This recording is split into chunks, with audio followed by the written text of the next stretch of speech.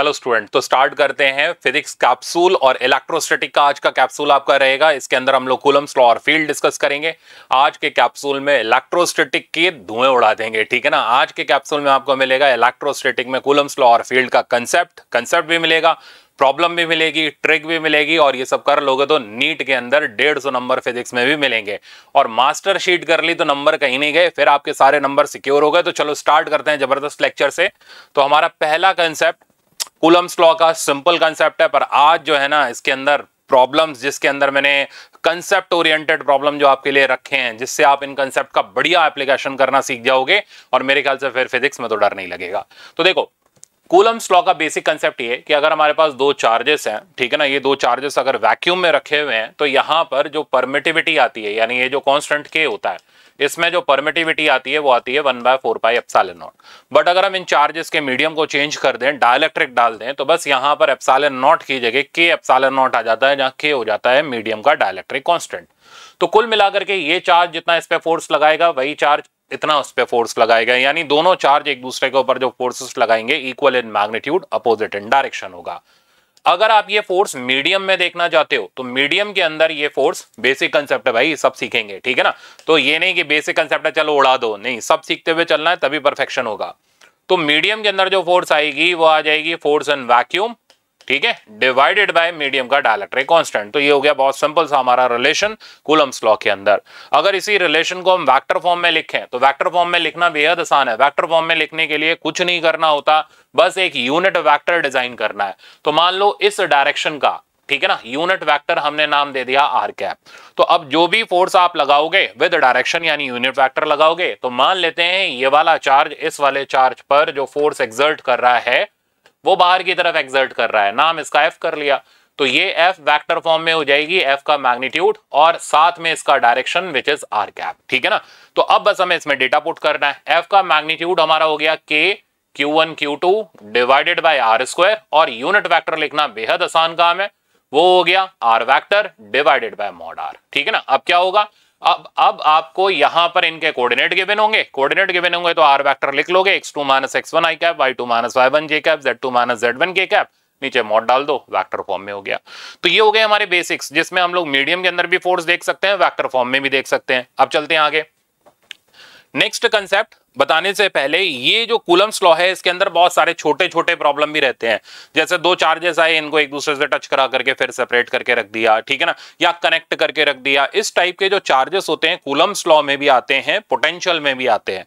Potential में जाके हम इन कंसेप्ट को मॉडिफाई करते हैं। कूलम्ब्स लॉ के अंदर हम एक अजम्पशन लेते हुए चलते हैं कि ये चार्जेस पॉइंट चार्जेस हैं, इसलिए जब इनको आपस में कांटेक्ट में लाएंगे तो रीडिस्ट्रीब्यूशन ऑफ चार्ज होगा। इसलिए इस कंसेप्ट को, जिसको मैं प्रॉब्लम के थ्रू आपको समझा रहा हूं, इसको हम बोलते हैं रीडिस्ट्रीब्यूशन ऑफ चार्ज, ठीक है ना। तो एक एक कंसेप्ट अच्छे से सीखो, फिर प्रैक्टिस करनी है। तो redistribution of charge, redistribution of charge में हम क्या करते हैं, इसका कंसेप्ट क्या होता है कि अगर हम दो पॉइंट चार्जेस, लैंग्वेज ध्यान रखना, this concept is valid only for point charges, या फिर वो चार्जेस जिनके डायमेंशन सेम हो। अब आप कहोगे सेम नहीं हो तो पोटेंशियल में सीख लेंगे हम, ठीक है ना। तो अगर दो चार्जेस हैं, पॉइंट चार्जेस हैं, Q1 और Q2 इनकी वैल्यू है, हम इनको आपस में कांटेक्ट में लाते हैं। कांटेक्ट में लाने के दो तरीके हैं, या तो डायरेक्ट कांटेक्ट में ले आओ या किसी वायर से कनेक्ट कर दो। तो कांटेक्ट में लाने के बाद क्या होगा, जो टोटल चार्ज होगा उसका आधा चार्ज इस पे आ जाएगा, यानी चार्ज का डिस्ट्रीब्यूशन तब तक होगा जब तक आधा आधा ना हो जाए, ठीक है ना। तो ये हो गया चार्ज का डिस्ट्रीब्यूशन। इसी कंसेप्ट के ऊपर बेस्ड बहुत छोटा सा न्यूमेरिकल प्रॉब्लम आपके एग्जाम में रह सकता है, वो ये रहा। तो ये कह रहा है कि हमारे पास दो चार्जेस हैं, 60 कूलम का और -20 कूलम का, ठीक है ना। हम इन चार्जेस को आपस में कांटेक्ट में लाते हैं और वापस से 10 सेंटीमीटर पर रख देते हैं। तो सबसे पहले क्या करोगे, कांटेक्ट में लाने पर टोटल चार्ज, तो टोटल चार्ज हो गया 60, विद प्रॉपर साइन लेना है, -20 तो माइनस है तो माइनस लेना है, प्लस है तो प्लस लेना है। तो 60 - 20 यानी टोटल चार्ज हो गया 40 कूलम। अब हो गया आधा आधा, यानी 20 कूलम बचा। तो आफ्टर रीडिस्ट्रीब्यूशन इन दोनों चार्जेस की वैल्यू हमारे पास आ गई 20 कूलम, और हमने 10 सेंटीमीटर के डिस्टेंस पे इसको रख दिया। क्या जानना चाह रहा है, then the force between them. तो बहुत सिंपल सवाल है, आप आराम से कर सकते हो। तो इस फोर्स का जो वैल्यू आ जाएगा, आप फॉर्मूला लगा लो अपना, K Q1 Q2 divided by R square. तो K की जगह 9 × 10⁻⁹, ये बेसिक है, ठीक है ना, अच्छे सवाल भी हैं इसके अंदर। तो पहले धीरे धीरे हम क्या कर रहे हैं, इसके अंदर थोड़ा सा मोमेंटम बना रहे हैं, ठीक है ना। जरूरी एकदम से बढ़िया सवाल रख दूंगा तो धज्जियां उड़ जाएंगी, तो धीरे धीरे मोमेंटम बना रहे हैं, फिर जैसे जैसे आपके कंसेप्ट स्ट्रांग होंगे अच्छे सवाल मिलते जाएंगे। तो 9 × 10 की पावर 9 Q1 Q2 हो गया 400 डिवाइडेड बाय r। अब डिस्टेंस इसका मीटर में कन्वर्ट कर लो, 0.1 हो गया, तो 10 की पावर -2। तो फाइनली आंसर आ गया 36 × 10 की पावर 9 और 2 11, और ये आ गया हमारे पास 10 की पावर, ये बन गया 13, ठीक है ना। हाँ, 10 की पावर 13, तो 36 × 10 की पावर 13 न्यूटन का फोर्स ये इसमें एक्सर्ट कर रहे हैं आफ्टर रीडिस्ट्रीब्यूशन। राइट आंसर हमारा इसका हो गया फर्स्ट वाला। तो मेरे ख्याल से रीडिस्ट्रीब्यूशन भी आ गया, छोटा सा न्यूमेरिकल भी था इसके ऊपर, वो भी आ गया होगा। नेक्स्ट कंसेप्ट देखते हैं। अब आगे ना धीरे धीरे हम लोग उन कंसेप्ट की तरफ जिनसे हमारे प्रॉब्लम ओरिजिनेट होते हैं। जैसे आप ये सवाल देख रहे हो, स्क्वायर है ABCD, इसमें 4 हमें वर्टेक्स दे रखे हैं, यहाँ पर चार्जेस दे रखे हैं। ये कहते हैं ये बहुत ही कॉमन प्रॉब्लम है, ओरिजिनेशन इसका IIEEE से हुआ था, उसके बाद फिर ये SCV में भी आपको मिल जाएगा, इसी टाइप का प्रॉब्लम हर जगह मिलेंगे, तो क्यों नहीं हम इसको प्रैक्टिस करें, जरूर करेंगे। ये कह रहे हैं ABCD एक स्क्वायर है जिसकी साइड L है, ठीक है ना, और find the magnitude of force on charge B। तो यहां पर रखे हुए चार्ज पर हमें फोर्स कैलकुलेट करनी है। बहुत सिंपल सा तरीका, हमेशा स्क्वायर हो ट्रायंगल हो, पहले साइड वाले चार्जेस देख लो और फोर्स को डायरेक्ट एक बार मन में सोच लो। तो ये इस पे जो फोर्स लगाएगा अट्रैक्शन के लगाएगा, जिसका मैग्नीट्यूड हो जाएगा KQ² डिवाइडेड बाय L²। ये लिखना नहीं होता, सोचना होता है। एग्जाम में हर चीज लिखी नहीं जाती, वो क्लासरूम में लिखी जाती है। तो इस चार्ज ने इसको अट्रैक्ट किया बाय अप्लाइंग फोर्स F, यहां लगा दी। सिमिलरली ये भी इसको F की फोर्स से अट्रैक्ट करेगा, F का मैग्नीट्यूड दोनों में सेम रहेगा। अब ये जो डायगोनल वाला चार्ज है, पहले ये डिस्टेंस एग्जाम में ये नहीं बैठे पाइथागोरस लगा रहे हैं वहां कैलकुलेट करने में, डायरेक्ट होना चाहिए पता, √2L हो गया। अब फोर्स का मैग्नीट्यूड सोचो, KQ² डिवाइडेड बाय √2L का होल स्क्वायर, यानी KQ²/2L², मतलब F/2। तो ये चार्ज इस वाले चार्ज को रिपेल करेगा इधर की तरफ F/2 की फोर्स लगा के। अब क्या करेंगे, अब बेसिक कंसेप्ट आते हैं। अब सबसे पहले हम जो दो नहीं, इसके कंपोनेंट नहीं करेंगे, जो फोर्सेस सेम होती हैं, ठीक है ना, सेम मैग्नीट्यूड की होती है, हम उनका रिजल्टेंट निकालते हैं। और बेसिक कंसेप्ट क्या है, अगर दो फोर्सेस हमारी सेम मैग्नीट्यूड की हैं, ठीक है ना, तो ये रही F की फोर्स और ये रही F की फोर्स, दोनों सेम मैग्नीट्यूड की हैं, तो इनका रिजल्टेंट इनके बाइसेक्टर पर होता है, ठीक है ना। और वो आप इजीली लिख सकते हो, जैसे मान लो ये एंगल थीटा है, ये एंगल थीटा है, तो अब इसका इधर साइड कंपोनेंट आ जाएगा F cos थीटा, सिमिलरली इसका आ जाएगा F cos थीटा, तो जो रिजल्टेंट आएगा वो आएगा 2F cos थीटा। तो ध्यान रखना, और ये वाले डायरेक्शन में जो फोर्सेस के कंपोनेंट होंगे वो कैंसिल आउट हो जाएंगे। तो सेम मैग्नीट्यूड की फोर्स का रिजल्टेंट हमेशा उनके बीच में आता है, मैग्नीट्यूड 2F cos थीटा, ठीक है ना। थीटा जहां पर किसी भी एक तरफ से बाइसेक्टर लाइन का एंगल हो गया, ठीक। जैसे अगर दो फोर्सेस, बहुत छोटी सी चीज है फिर भी बता रहा हूं मैं आपको, दो फोर्सेस 90 डिग्री के एंगल पर है, तो इनका रिजल्टेंट आ जाएगा √2F। 60 डिग्री के एंगल पर है, तो जैसे मान लो ये फोर्स लग रही है, ये फोर्स लग रही है, ये F है, ये F है, टोटल एंगल 60 डिग्री है, तो बाइसेक्टर से एंगल हमारा हो गया 30 डिग्री, ठीक है ना। तो एंगल हो गया यहां से 30 डिग्री, एज वेल एज ये भी हो गया 30 डिग्री, ठीक है ना, बाइसेक्टर से आधा आधा, तो रिजल्टेंट आ गया 2F cos 30 यानी √3F। तो मेरे ख्याल से अब आप ये बेसिक तो समझ गए, √3F का रिजल्टेंट आ गया, और वहीं 120 डिग्री एंगल हो तो रिजल्टेंट F आ जाएगा। ये बेसिक था, रिवाइज कराना जरूरी था। तो अब इनको देख रहे हो आप, ये 90 डिग्री के एंगल पर है, तो जब 90 डिग्री के एंगल पर है तो इनका रिजल्टेंट इधर आ जाएगा बिल्कुल बीच में, और ये हो जाएगा √2F। तो अब नेट फोर्स हो गई ये, ठीक है ना। अब ऑब्वियसली √2 ज्यादा है, F/2 कम ही होगा, तो नेट फोर्स का मैग्नीट्यूड हो गया √2 -½ टाइम्स F, ठीक है ना। अब देख लो, कैलकुलेशन के लिए हमने बहुत कम जगह एक्वायर करी है, इतनी जगह में हम प्रॉब्लम को सॉल्व करके दे सकते हैं। तो √2 -½ टाइम्स F, तो इसको सिंप्लीफाई करा, √2 - 1/2, F की वैल्यू डाल दो, तो F की वैल्यू हो गई KQ² divided by L²। K चाहिए तो वो भी पुट कर दो, 1/4πε0। तो फाइनल आंसर आपके पास आ जाएगा 2√2 - 1 divided by 8πε0 Q² bye L²। तो राइट आंसर अब आप इसमें देख सकते हो, 2√2 - 1 बाय 8πε0 L² के हिसाब से देखें तो ये तो प्लस वाले हैं, तो रिजेक्ट हो गए। ये वाला ऑप्शन में 8π आ रहा है, ये नहीं आ रहा, तो राइट आंसर हो गया हमारा C वाला। तो मेरे ख्याल से आसानी से आ गया होगा। नेक्स्ट प्रॉब्लम पर चलते हैं। नेक्स्ट आप देख रहे हो इक्विलिब्रियम। देखो, इलेक्ट्रोस्टैटिक के अंदर ये इक्विलिब्रियम का कंसेप्ट कई जगह पर आता है, तो यहां पर भी हम फोर्स का इक्विलिब्रियम देखेंगे। बहुत अच्छे सवाल आपके इक्विलिब्रियम के ऊपर मैंने रखे हुए हैं, अभी मैंने कहा ना धीरे धीरे मोमेंटम बन रहा है, तो इक्विलिब्रियम के ऊपर काफी अच्छे प्रॉब्लम है आपको रॉड के अंदर भी देखने को मिलेंगे, यहां पर भी देखने को मिलेंगे, इलेक्ट्रिक फील्ड में भी मिलेंगे। तो स्टार्ट करते हैं। देखो, तो दो चार्जेस हैं Q1 Q2 के। अब अगर हम एक थर्ड चार्ज रखें, इक्विलिब्रियम ध्यान से सीख लेना, ठीक है ना, नेचर ऑफ इक्विलिब्रियम पर भी आता है और इक्विलिब्रियम पोजीशन निकालने पर भी आता है और चार्ज निकालने पर एक साथ 3 सवाल आते हैं यहां से। तो दो चार्जेस अगर लाइक है तो ऐसे में तीसरा चार्ज अगर हम उनके बीच में रखते हैं, ठीक है ना, चार्ज उनके बीच में रखते हैं छोटे वाले चार्ज के पास में, तो हमें उस चार्ज पर मिलने वाली नेट फोर्स 0 मिलती है। तो अगर हम ये Q0 का चार्ज रखें तो इनमें से जो छोटे मैग्नीट्यूड का होगा, मान लो Q1 बड़ा है Q2 छोटा है, तो Q2 के पास में रखने पर इक्विलिब्रियम मिलेगा, और अगर Q1 छोटा होगा तो Q1 के पास में रखने पर इक्विलिब्रियम मिलेगा। क्यों मिलेगा? क्योंकि इसकी वजह से लगने वाली जो फोर्स होगी और इसकी वजह से जो लगने वाली फोर्स होगी, दोनों एक दूसरे को बैलेंस कर लेंगी। अब पहला सवाल, इक्विलिब्रियम की पोजीशन। तो मान लो यहां से हम ये डिस्टेंस निकालना चाहते हैं, करना कुछ नहीं है, बस इन फोर्सेस को बैलेंस करेंगे, डिस्टेंस आ जाएगा। स्टैंडर्ड रिजल्ट ध्यान रहना चाहिए, Q1 से निकालते वक्त ऊपर रहेगा रूट Q1, Q2 से निकालते वक्त ऊपर रूट Q2 रहेगा। मतलब जहां से निकालना चाहते हो वहां का चार्ज आपका न्यूमरेटर में आएगा रूट के अंदर। अब इस चार्ज का इक्विलिब्रियम का नेचर, तो इक्विलिब्रियम 3 तरीके का होता है, स्टेबल, अनस्टेबल, न्यूट्रल, ठीक है ना। हालांकि हम लोग वर्क पावर एनर्जी के अंदर भी पढ़ेंगे, बट फिर भी यहां पर भी आपके लिए सवाल मिलेगा स्टेबल इक्विलिब्रियम, अनस्टेबल इक्विलिब्रियम और न्यूट्रल इक्विलिब्रियम, ठीक है ना। क्या प्रॉपर्टी होती है इनकी? स्टेबल इक्विलिब्रियम में जब भी आप देखो, इक्विलिब्रियम का पता तभी चलेगा जब चार्ज को आप उस पोजीशन से डिस्प्लेस कराओ। डिस्प्लेस कराने पर अगर वो चार्ज लौट के आ जाता है, ठीक है ना, यानी नेट फोर्स उसको इक्विलिब्रियम की तरफ ले जाती है, तो स्टेबल है। तो स्टेबल में इक्विलिब्रियम के अबाउट ही आ जाएगा, यानी नेट फोर्स होगी टुवर्ड्स इक्विलिब्रियम होगी। तो आफ्टर डिस्प्लेसमेंट, ये भी ध्यान रखना, आफ्टर डिस्प्लेसिंग, ठीक है ना, चार्ज को डिस्प्लेस करने के बाद जो नेट फोर्स होनी चाहिए, that net force must be towards equilibrium. और यहीं पर आफ्टर डिस्प्लेसिंग अगर नेट फोर्स जो मिलती है वो अवे फ्रॉम इक्विलिब्रियम मिलती है, तो ऐसे में ये चार्ज का इक्विलिब्रियम अनस्टेबल हो जाएगा। और सिमिलरली आफ्टर डिस्प्लेसिंग अगर ये नेट फोर्स हमें 0 ही मिलती है, तो ऐसे सिचुएशन में ये इक्विलिब्रियम कहलाएगा न्यूट्रल। तो कुल मिलाकर के इक्विलिब्रियम जब भी चेक करना है ना, तो चार्ज को उसकी कंफर्ट जोन से हटाओ, इक्विलिब्रियम पोजीशन से हटाओ। अब देखो वो वापस लौट के गया या भाग गया, ठीक है ना, यहां उस पर कुछ नहीं हुआ, तो उस बेसिस पर हम इक्विलिब्रियम डिसाइड करेंगे। सवाल में देखेंगे इसको।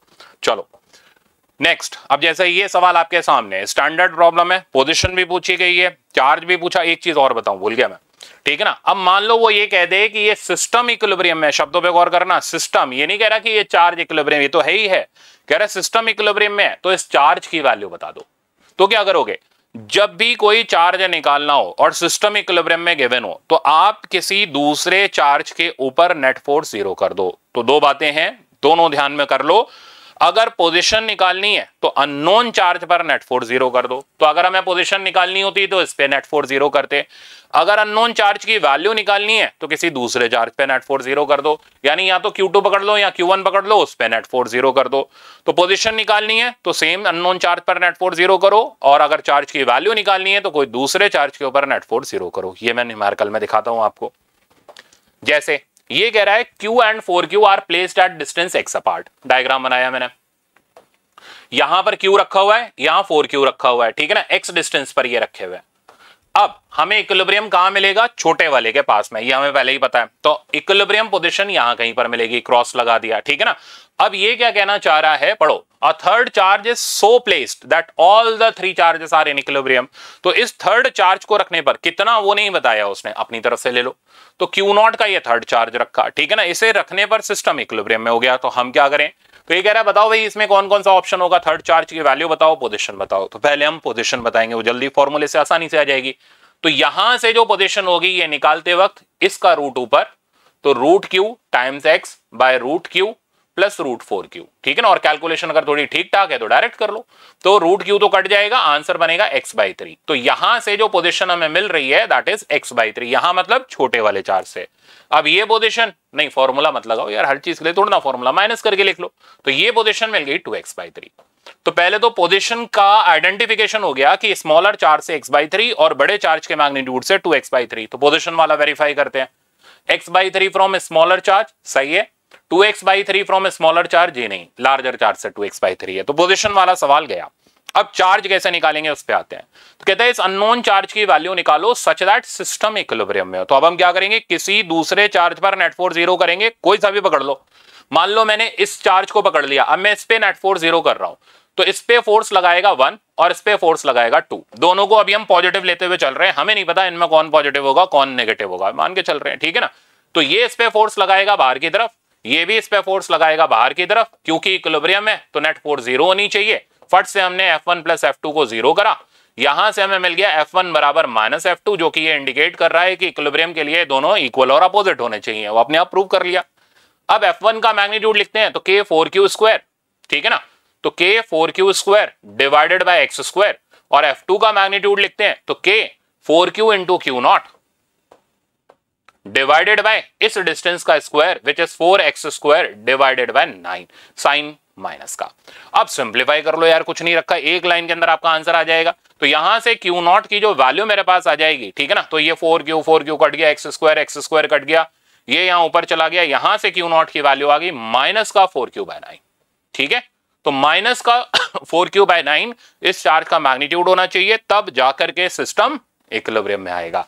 तो राइट आंसर इसका हो गया हमारा कौन सा वाला, फर्स्ट वाला।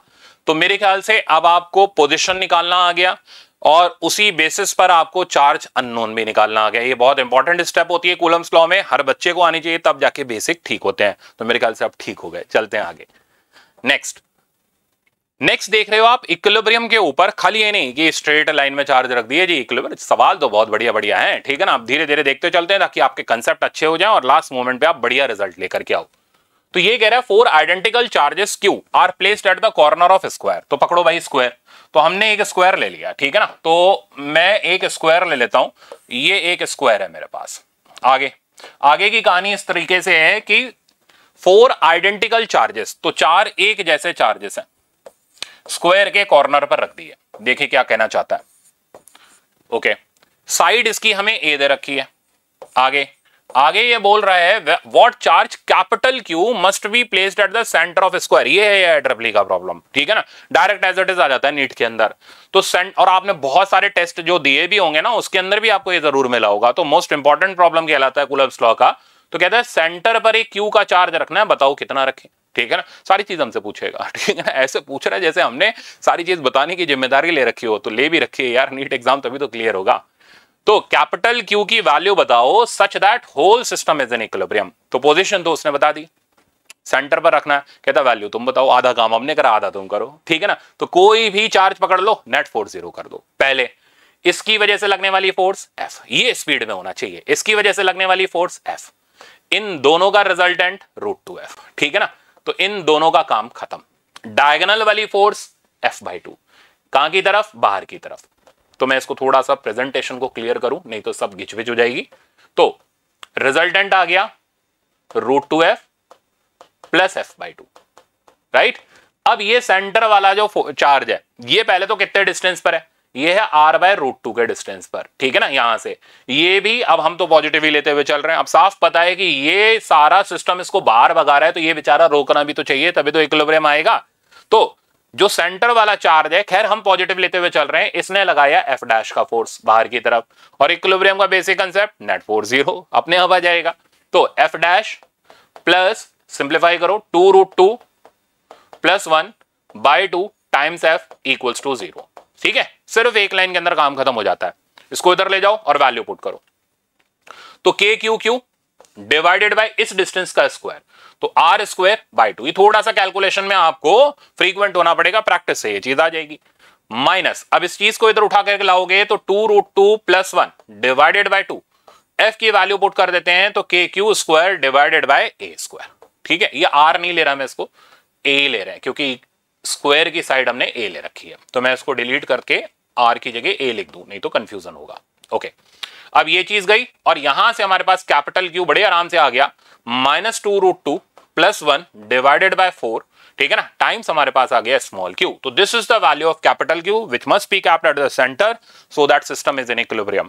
तो ये जो आप पढ़ रहे हैं बेसिक कंसेप्ट, ऐसे ही कंसेप्ट पर बेस्ड आपकी मास्टर शीट है। उसके जब आप लगाओगे मैच द कॉलम, ऐसा लगेगा सारी चीजें हमने उठा के रिवाइज कर ली। अब एग्जामिनर के पास बेचारे के पास मौका ही नहीं क्वेश्चन कहां से पूछे। अब या तो उसको आउट ऑफ सिलेबस जाना पड़ेगा पूछने के लिए, या जो पूछेगा तुम्हें आता होगा। यही उस मास्टर शीट की खासियत है, ठीक है ना, जो आपको प्रैक्टिस करनी है नंबर लाने के लिए। तो हमारे पास Q का वैल्यू आ गया। तो आई थिंक अब आप ये प्रॉब्लम समझ गए, इक्विलिब्रियम का कंसेप्ट समझ गए। नेक्स्ट पर चलते हैं। एक और देखो इक्विलिब्रियम, अब ये क्या कर रहे हैं ना, ये थोड़ा सा इलेक्ट्रोस्टैटिक के अंदर खेल जाते हैं, अच्छा सवाल दे देते हैं, ठीक है ना। तो उस बेसिस पर ये सवाल अच्छा सवाल, इतना भी अच्छा नहीं कि टेंशन ले रहे हो अरे बहुत ही अच्छा हो गया, ऐसा भी नहीं है, सिंपल है। तो कहानी ये है कि यहां पर इंक्लाइंड प्लेन लगा दिया, मतलब लॉज ऑफ मोशन के साथ इलेक्ट्रोस्टैटिक को बांध दिया इन्होंने उठा के। कभी लॉज ऑफ मोशन लगवा लेंगे, कभी काइनेमेटिक्स आगे मिलेगी, काइनेमेटिक्स लगवा लेंगे, तो हर एंगल से हमें परफेक्ट होना है, ठीक है। तो कह रहा है 0.2 माइक्रोकुलम यहां है, 0.2 माइक्रोकुलम यहां पर है, ये 40 सेंटीमीटर है। पढ़ लो सवाल। मास इसका 1.8 ग्राम दे रखा है, fixed at the bottom of inclined plane. Another particle B having same charge same mass, तो same charge same mass is placed on inclined plane at 40 centimeter distance. If coefficient of friction between the charge and inclined plane is 2/3, then value of friction force between the charge particle B and the surface. तो B और surface के बीच में जो friction force लग रही है हमें उसका मैग्नीट्यूड बताना है। तो अब लॉज ऑफ मोशन और फ्रिक्शन का कंसेप्ट है। फ्रिक्शन कौन सा होगा? फ्रिक्शन स्टैटिक भी हो सकता है, फ्रिक्शन काइनेटिक भी हो सकता है। अब हमें ये देखना पड़ेगा कि फ्रिक्शन फोर्स स्टैटिक है या काइनेटिक है या एफएस मैक्स है, कैसे चेक करेंगे? तो ये नहीं आए आंखें बंद करके सवाल शुरू कर दिया, जी नहीं, थोड़ा सा दिमाग।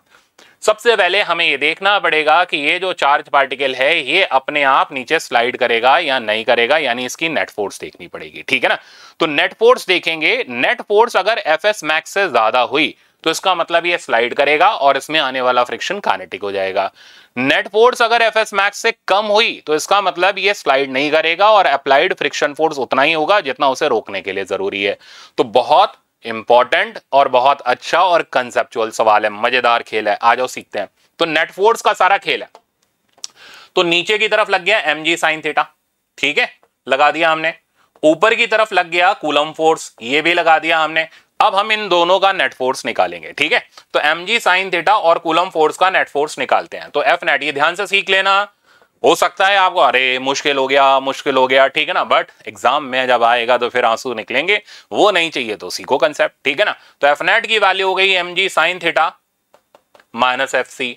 अब बहुत से बच्चे कहेंगे सर ऐसे क्यों लिखा, F C minus M G sine theta क्यों नहीं लिखा? अरे मेरे को भी नहीं पता भाई कि कौन ज्यादा है कौन कम है, कुछ तो लिखना था, सही लिखा होगा पॉजिटिव आ जाएगा, गलत लिखा होगा डायरेक्शन पलटी मार देंगे, ऐसा क्यों टेंशन ले रहे हो? तो mg साइन थीटा, m की वैल्यू हमारे पास होगी 1.8 ग्राम, तो 1.8 इंटू 10 की पावर -3। g का वैल्यू आप सब जानते हो, साइन थीटा का वैल्यू डायरेक्ट पटको हाफ, माइनस कूलम फोर्स हो गया, फॉर्मूला सीधे पुट करेंगे वैल्यू के साथ, 9 इंटू 10 की पावर, ये नहीं वहां लगे पड़े के Q1 Q2 divided by R square, इतनी फुर्सत नहीं है एग्जाम में। तो के ये हो गया, Q1 Q2 की वैल्यू हो गई, इसको लिख लो 2 इंटू 10 की पावर -7, तो Q1 Q2 की वैल्यू हो गई 4 इंटू 10 की पावर -14, ठीक है ना, डिवाइडेड बाय आर स्क्वायर, तो 40 सेंटीमीटर यानी 0.4 मीटर, 16 इंटू 10 की पावर -2, ठीक है। सारा गुणा गणित इसी तरीके से करना है। तो ये बना जाकर के 18 बाय 2 हो गया 9, तो 9 इंटू 10 की पावर -3, और यहां पर हमारे पास आ गया, चेक करो ये 4, 9 बाय 4 इंटू 10 की पावर -3, तो सिंप्लीफाई करने पर आया 27 बाय 4 इंटू 10 की पावर -3 न्यूटन। अब जो बहुत ही ज्यादा उतावला होएगा वो कहेगा यही फ्रिक्शन है, और जिसको थोड़ा सा ज्ञान होगा वो कहेगा रुको यार जब इतना कर लिया तो थोड़ा सा और चेक कर लेते हैं ताकि पूरे 4 नंबर मिले, नेगेटिव ना मिले। तो आप क्या चेक करेंगे, एफएस मैक्स कितना है, ठीक है ना, एफएस मैक्स कितना है। तो उतावले नहीं होना, यहां पे नेट फोर्स निकाल ली, आ गया आंसर, आ गया, दिख गया, पहले नंबर पर है, ठीक है ना। नेट फोर्स नीचे की तरफ लग रही है, ऊपर लग रहा है, सब मैच कर रहा है, टिक कर दो, ठीक है ना। पता चले एग्जामिनर खेल चुका है आपके साथ और आप उसके जाल में फंस गए हो, टिक कर दो के चक्कर में नेगेटिव लेके आ गए, ध्यान रखना है। तो एफएस मैक्स हमेशा ध्यान रखना, कोई साथ नहीं देगा एग्जाम में, सिर्फ और सिर्फ कंसेप्ट साफ देंगे, ठीक है ना। तो कंसेप्ट पे भरोसा बड़ा स्ट्रांग होना चाहिए, कंसेप्ट लगा करके नंबर पूरे आएंगे, ठीक है ना। और ऐसे हड़बड़ तड़बड़ में करेंगे तो नेगेटिव भी आ जाएंगे, फिर जो एम होगा वो पूरा नहीं हो पाएगा। एफएस मैक्स हो गया mu M G cos theta, value डालते हैं। म्यू का वैल्यू देखो दे रखा है 2/3, एम जी यहां से पकड़ लो, एम ये रहा, जी ये रहा, तो 18 इंटू 10 की पावर -3, cos 30 डिग्री हो गया √3/2, ठीक है। तो ये इसको इधर से विदा करो, 3 6 18, तो 6 √3 इंटू 10 की पावर -3, √3 तकरीबन 1.7 हो गया, ठीक है ना। और ये हमारे पास आ गया 1.7 को अगर हम 6 से मल्टीप्लाई करेंगे तो ये आ जाएगा तकरीबन 102 के, यानी ये आ जाएगा हाँ 10.2 के आसपास। तो 10.2 एफएस मैक्स की वैल्यू आ रही है 10.2 इंटू 10⁻³ न्यूटन। अब गौर करो नेट फोर्स कितना है 27 डिवाइडेड बाय 4, ठीक है ना। तो इसकी जो वैल्यू आ रही है वो हमारी तकरीबन 8 पॉइंट समथिंग के, नहीं 8 क्यों 6 पॉइंट समथिंग के आसपास आ रही है, ठीक है ना, 6 पॉइंट समथिंग। और ये आ रहा है 10 पॉइंट समथिंग, यानी net force is less than FS max. Net force is less than FS max, पूरा वेरीफाई करना है। तो नेट फोर्स एफएस मैक्स से कम है, इसका मतलब लगने वाला फ्रिक्शन स्टैटिक होगा, इसका मतलब उसकी वैल्यू अप्लाइड फोर्स के बराबर होगी, यानी एफ स्टैटिक का जो वैल्यू होगा अप्लाइड फोर्स के बराबर होगा 27/4 इंटू 10⁻³ न्यूटन, और डायरेक्शन इसका उसके अपोजिट होगा यानी अपवर्ड होगा। अब राइट आंसर आया। बहुत से कहें हम तो पहले ही कह रहे थे, पहले ही टिक कर देते, ठीक है ना, इतना वेरीफाई करने की क्या जरूरत थी।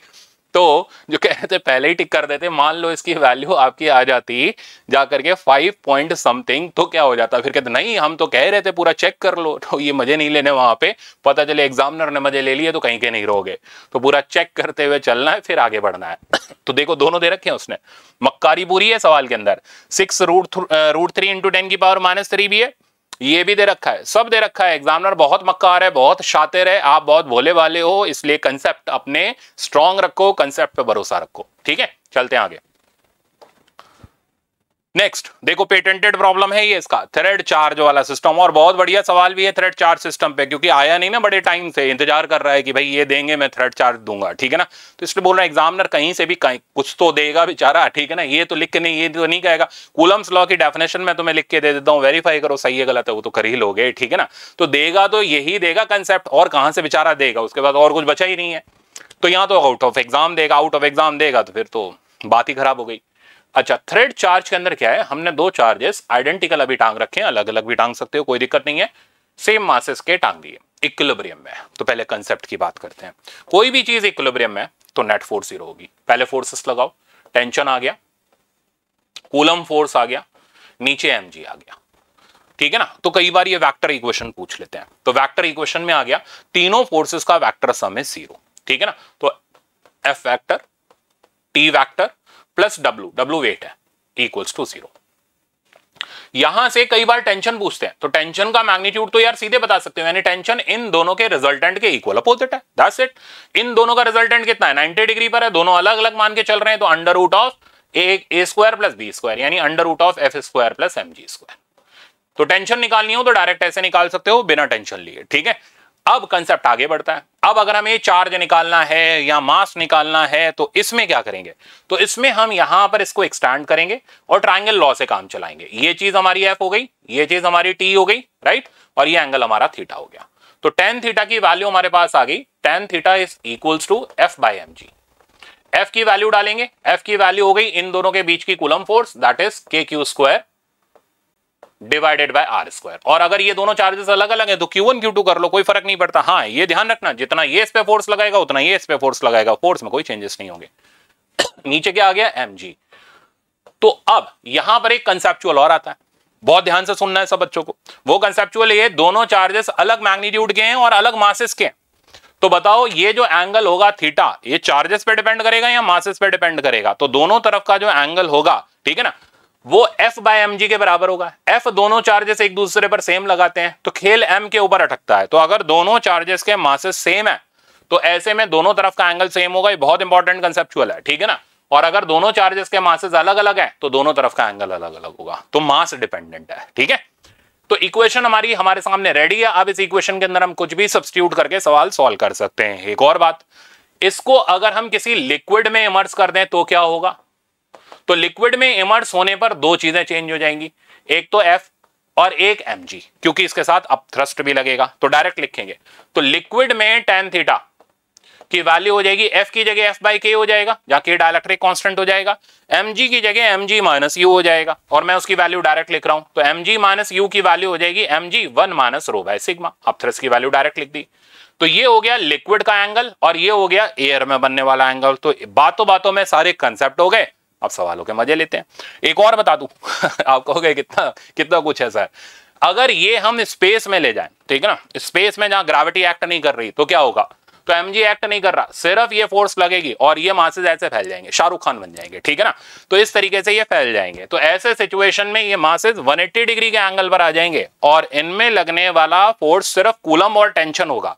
तो कूलम फोर्स बाहर लगेगा, टेंशन अंदर लगेगा, इक्वेट करके वैल्यू निकाल सकते हो। आपको इतना क्यों बता रहे हो, सवाल है इसलिए बता रहा हूं, ठीक है ना। चलो सीखते हैं। तो फिजिक्स ऐसे ही बढ़ी जाती है भाई, मजे लेते हुए, ठीक है ना। ये तो ना बहुत ही ज्यादा सीरियस हो गया, आप लगे पड़े हो, टीचर भी लगे पड़े हैं आपके, मुंह बना बना के वो भी पढ़ा रहे हैं, उनको भी समझ नहीं आ रहा, आपको भी समझ नहीं आ रहा, जिंदगी खराब हो रखी है। तो हंसते खेलते कट जाती है, ठीक है ना। तो फिजिक्स के कंसेप्ट हंसते खेलते सही हो जाते हैं। तो सीखो। कह रहा है two small ball of masses m2m। तो देखो मास अलग अलग दे रखे हैं भाई, एंगल अलग अलग होंगे।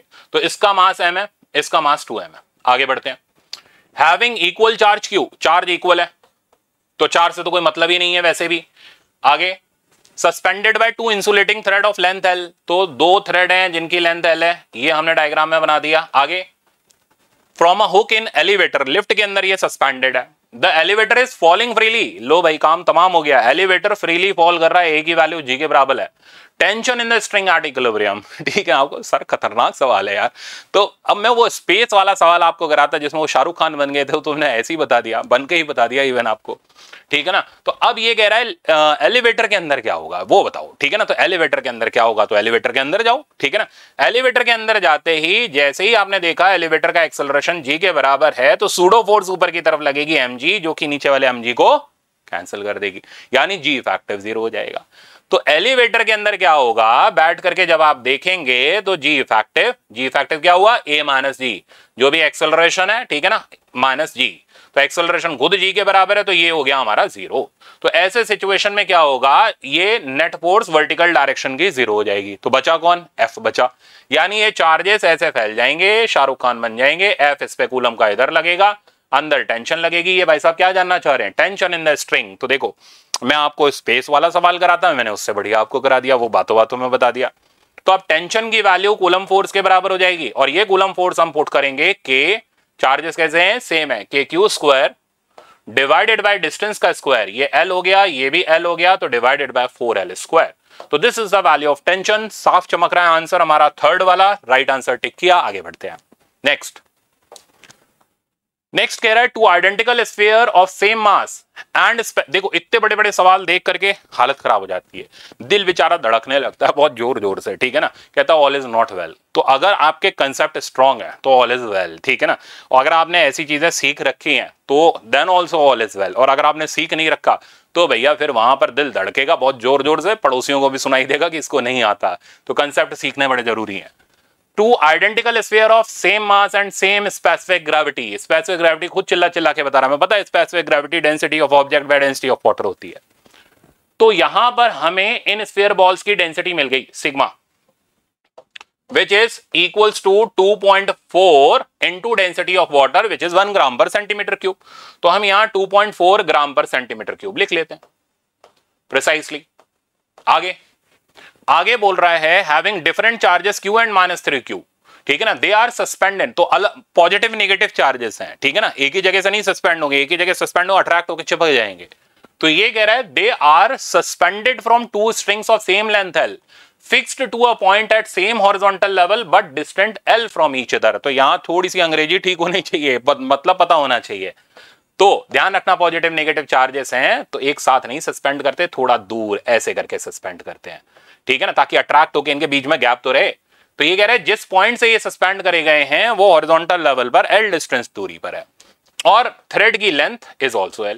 ऐसा करने से डरने की जरूरत नहीं है भाई, ठीक है ना। तुम्हें अरे सर पॉइंट ही चेंज हो गया, अब तो हमारी हालत वैसे ही खराब हो गई, अरे कंसेप्ट वही रहेगा यार। फोर्स इधर लग रही है, mg नीचे लग रहा है, ठीक है ना, टेंशन इधर लग रही है, तो tan थीटा जो वर्टिकल से बनने वाला एंगल होगा that is still F by mg। क्यों रो रहे हो, ठीक है ना, क्यों डर रहे हो, कंसेप्ट पे भरोसा रखो। तो ये कह रहा है आगे बढ़ो, when the entire setup is transferred inside liquid of specific gravity 0.8, तो लिक्विड की डेंसिटी 0.8 ग्राम पर सेंटीमीटर क्यूब दे रखी है। खेल तो समझ आ गया कि हवा से पानी में ले गए, ठीक है ना, ठीक है भाई। तो आ जाओ अपने पहले कंसेप्ट सुधारें। तो हवा में tan थीटा की वैल्यू हो गई F बाय mg, और लिक्विड में tan थीटा डैश की वैल्यू हो गई F by k mg times 1 minus rho by sigma. जिसको इतना लिखना आता है वो दहाड़ दहाड़ के सवाल लगा के आएगा, ठीक है ना, करके आएगा, उसका नंबर पूरे आएंगे। इतना लिखने में कॉन्फिडेंस चाहिए भाई। तो tan थीटा डैश की value f by k mg 1 minus rho by sigma. आगे ये क्या बोल रहा है, कह रहा है when the entire setup is transferred inside liquid of specific gravity this it is observed that inclination of each string in equilibrium remains unchanged। मतलब हवा में और पानी में जितना एंगल है दैट इज अनचेंज्ड। तो क्या करना है, अनचेंज्ड है तो बराबर ही तो करेंगे, और क्या करेंगे, तो डाइलेक्ट्रिक कांस्टेंट बता दो, बिल्कुल बताएंगे। तो दोनों को इक्वेट करते हैं, ठीक है ना, इक्वेट। अच्छा ये देखो, इसका कोई यूज नहीं है। यूज मतलब ये इतनी जगह हमने फालतू में घेरी है, इतनी जगह भी हमने फालतू में घेरी है। क्यों घेरी है, हम डर रहे थे कि यार नेगेटिव हो जाए, एक नेगेटिव हो गया एक पॉजिटिव होगा, क्या होगा। हम टाइम पास कर रहे थे डायग्राम बना के, ठीक है ना, अपने मन को तसल्ली दे रहे थे डायग्राम ही बना लो, क्या पता कुछ आ जाए। तो बेटा कंसेप्ट आप स्ट्रॉन्ग रखो, फालतू का टाइम वेस्ट करने की जरूरत नहीं है। ये सब कहानी लिख करके आप स्ट्रेट फॉरवर्ड tan थीटा बराबर f by mg से सवाल कर सकते थे। तो भरोसा रखो, कंसेप्ट अच्छे होने चाहिए। तो दोनों को इक्वेट कर देते हैं, f by mg उड़ जाएगा, उड़ा दो, उड़ेगा, बिल्कुल उड़ेगा। तो k times 1 minus rho by sigma की वैल्यू 0 नहीं 1, उड़ जाएगा तो 1 बचेगा, ठीक है ना, k 1 के बराबर हो जाएगी। आपको तो बहुत ही ज्यादा सरल था। अब क्या करेंगे, ये पुट करेंगे, आंसर ले आएंगे, और क्या रखा है। तो k times 1 minus rho by sigma, rho हो गया 0.8, ये हो गया 2.4, डायरेक्टली उड़ा दो, ठीक है, 8 3 24, 1/3 आ गया, E इक्वल्स टू 1, ये बना 2/3, तो k की वैल्यू मिल गई 3/2 यानी 1.5 के बराबर। अब यार आंसर तो बड़ी जल्दी आ गया। सवाल किलोमीटर लंबा था, हालत हमारी वैसे ही पतली हो रही थी, तो ऐसा ही होता है, ठीक है ना। तो अगर आपके कंसेप्ट स्ट्रांग है तो ये बड़े किलोमीटर लंबा सवाल भी जल्दी हो जाता है, ठीक है ना, जैसे आपके सामने है। इतना हमें छटपटाने की जरूरत नहीं। और जिनके कंसेप्ट ही नहीं स्ट्रांग होते वो पहले कंसेप्ट बिल्डअप करेंगे कि ऐसा होगा तो ऐसा होगा, ठीक है ना, उतने में ही उनकी कहानी खत्म हो जाएगी, 1.5-2 मिनट तो वैसे ही पार हो गए। फिर बेचारे इक्वेट करते घूमेंगे, सॉल्व करते घूमेंगे, चीजें समझते घूमेंगे, 3-4 मिनट निकल गए।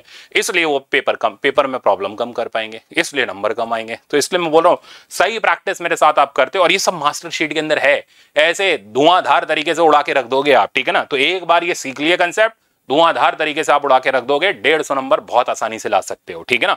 और जो सुपरस्टार हैं अपने, जिनके नंबर अच्छे आ रहे हैं, 180 नंबर का टारगेट लेकर के चलो। अब हम आ जाते हैं फील्ड के कंसेप्ट पर।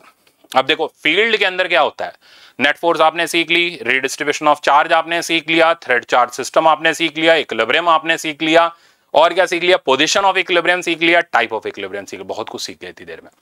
अब फील्ड के अंदर भी हमारे पास डिफरेंट वैरायटी के प्रॉब्लम आते हैं। क्या क्या रखे हैं, देखो मैंने पहले बोला कूलम्स लॉ और फील्ड तक हम पढ़ेंगे। नेक्स्ट हमारा जो कैप्सूल रहेगा गॉस थ्योरम और पोटेंशियल का रहेगा। फील्ड के अंदर क्या क्या आता है, पॉइंट चार्ज की फील्ड आ गई, लाइन चार्ज की फील्ड आ गई, सर्कुलर चार्ज की फील्ड आ गई, ठीक है ना, और उन पे बेस्ड प्रॉब्लम आ गए, और motion of charge particle in electric field आ गया। ये 5 पंच तैयार करता है, दे मारो तो एग्जामिनर बेचारा छटपटा जाएगा। तो फील्ड अगर हम देखें तो पॉइंट चार्ज की फील्ड हो गई KQ/R², सब जानते हो, कोई बड़ा काम नहीं है। वेक्टर फॉर्म में लिखना है, यूनिट वेक्टर लगाओ आर कैप, साथ में आर कैप चिपका दो, this is field in vector form, as simple as that. Graph देखोगे इनवर्सली प्रोपोर्शनल टू R²। तो ये तो एक पॉइंट चार्ज का है। अब क्या होता है, एज अ डायरेक्ट प्रॉब्लम भी एग्जामिनर एग्जाम में सीधे सीधे बोल देता है कि 2 चार्जेस रखे हुए हैं, चलो मैं एक जैसे ही रख देता हूं, ये क्यू है ये क्यू है, कहता है फील्ड का ग्राफ बना दो। सिखाया था मैंने कई बार, फिर से सिखा रहा हूं। तो देखो अभी अभी आपने सीखा कि 2 एक जैसे चार्जेस हो तो ऐसे में इक्विलिब्रियम बीच में होता है, छोटे वाले के पास में होता है। अब इनमें तो दोनों ही बराबर है, तो इक्विलिब्रियम बिल्कुल बीच में होगा। इक्विलिब्रियम में क्या होगा, नेट फील्ड भी 0 होगी, नेट फोर्स भी 0 होगी, तो फील्ड भी कट जाएगी, फोर्स भी कट जाएगी। यानी ये वो जगह है जहां नेट फील्ड 0 होगी, यानी इस जगह पर ग्राफ एक्सिस को 100% कट करेगा, क्योंकि फील्ड हम वाई एक्सिस पर ले रहे हैं, ठीक है। अब ग्राफ बनाने का तरीका क्या है, बहुत सिंपल, सस्ता, सुंदर, टिकाऊ तरीका आपको दे रहा हूं। देखो 2 पॉइंट इस चार्ज के अगल बगल में पकड़ लो, 2 पॉइंट इस चार्ज के अगल बगल में पकड़ लो, ठीक है ना। अब जो चार्ज के पॉइंट पास में होगा, उस चार्ज की वजह से फील्ड मैग्नीट्यूड में बहुत ज्यादा होगी, इनवर्सली प्रोपोर्शनल टू R² चल रही है। बिल्कुल नजदीक होगा तो फील्ड का मैग्नीट्यूड इनफाइनाइट के आसपास होगा, तो इन्फिनिटी के हिसाब से फील्ड अरेंज कर लो। तो इसके पास में फील्ड इसकी वजह से डोमिनेटिंग होगी, इसके पास में इसकी वजह से डोमिनेटिंग होगी। वैल्यू यहां इन्फिनिटी, यहां इन्फिनिटी, यहां इन्फिनिटी, यहां इन्फिनिटी, क्योंकि बिल्कुल क्लोज लेते हुए चल रहे हैं, R टेंडिंग टुवर्ड्स 0। डायरेक्शन बहुत इंपॉर्टेंट है। चार्ज पॉजिटिव है तो फील्ड आउटवर्ड, फील्ड आउटवर्ड, ठीक है ना। चार्ज पॉजिटिव है, फील्ड आउटवर्ड, फील्ड आउटवर्ड। कितना सिंपल है, कुछ नहीं करना, वैल्यू लिखो, डायरेक्शन लिखो, अब साइन लिखो। राइट साइड है तो प्लस साइन, लेफ्ट साइड है तो minus sign, simple. Right side है तो प्लस साइन, लेफ्ट साइड है तो माइनस साइन। आप कहोगे तो वैल्यू दनादन बन गई। अब ग्राफ बनाओ, तो यहां पर वैल्यू प्लस इंफिनिटी यहां से शुरू होगा, यहां पर वैल्यू माइनस इंफिनिटी नीचे खत्म होगा, बीच में एक्सिस को कट करेगा, लो ग्राफ बन गया। सही है, मुश्किल नहीं है। यहां पर बनाओगे तो यहां वैल्यू प्लस इंफिनिटी यहां से शुरू होगा। अब जैसे जैसे डिस्टेंस बढ़ता जाएगा फील्ड कम होती जाएगी, कट नहीं करेगी क्योंकि कट यहीं पर कर सकती है, सिर्फ एक जगह पर न्यूट्रल पॉइंट है, इसको न्यूट्रल पॉइंट बोलते हैं, तो डिक्रीज करती जाएगी, ऐसा वाला ग्राफ। यहां पर देखोगे माइनस इंफिनिटी तो डिक्रीज करती जाएगी, जीरो में मिलेगी, ऐसा ग्राफ। तो ये हो गया हमारा चार्ज सिस्टम की वजह से फील्ड का ग्राफ। यही मैग्नेटिज्म में भी एज इट इज आता है, तो वहां भी बता दूंगा आपको। नेक्स्ट आप देख रहे हो यहां पर हमारे पास, ये तो पेटेंटेड क्वेश्चन है मेरा, सीरीज वाला, ठीक है ना। तो सीरीज वाला रिवीजन आ जाओ फटाफट से करते हैं। तो अगर हमें एक सीरीज दे रखी है, ठीक है ना, सीरीज कैसी, ए आर स्क्वायर, ठीक है ना, A R cube and up to so on, तो इसको बोलते हैं ज्योमेट्रिक प्रोग्रेशन। तो ज्योमेट्रिक प्रोग्रेशन की पहचान होती है कि जो रेशियो होता है ना वो हर टर्म का सेम होता है। जैसे ये अपॉन ये करोगे आर, ये अपॉन ये करोगे आर, ये अपॉन ये करोगे आर। तो ये अब ये आप कहोगे सर हमें तो ज्योमेट्रिक प्रोग्रेशन आता है, कईयों को आता है, ठीक है ना, पर ये मेरी आदत गंदी है। क्या जब भी आए कंसेप्ट तो बताइए दो, ठीक है ना, क्या होगा, रिवाइज ही हो जाएगा और थोड़ा दिमाग में अच्छे से सेट हो जाएगा, क्या फर्क पड़ गया। तो अब इनफाइनाइट टर्म तक अगर ये जीपी है तो इसके सम का फॉर्मूला होता है ए अपॉन 1 माइनस आर। ए होता है फर्स्ट टर्म, आर होता है कॉमन रेशियो, ठीक है ना। तो इन पे बेस्ड ये इनफाइनाइट वाले हमारे सवाल होते हैं। आ जाओ देखें, ये कह रहे हैं infinite number of charges each of magnitude Q R placed on x axis. तो एक्स एक्सिस पर हमने इनफाइनाइट नंबर ऑफ चार्जेस रख दिए। तो ये नहीं इन्फिनिटी तक बैठे हुए हो, घर से खाली हो, पेपर में कुछ आ नहीं रहा, चलो इन्फिनिटी तक चलते हैं, पहुंच भी नहीं पाओगे, टाइम खत्म हो जाएगा। ये जगह हो गई हमारी एक्स इक्वल्स टू 0, ये हो गया एक्स इक्वल्स टू 1 मीटर, ये हो गया एक्स इक्वल्स टू 2 मीटर, यहां पर हो गया x इक्वल्स टू 4 मीटर, बस बहुत है, जाने दो।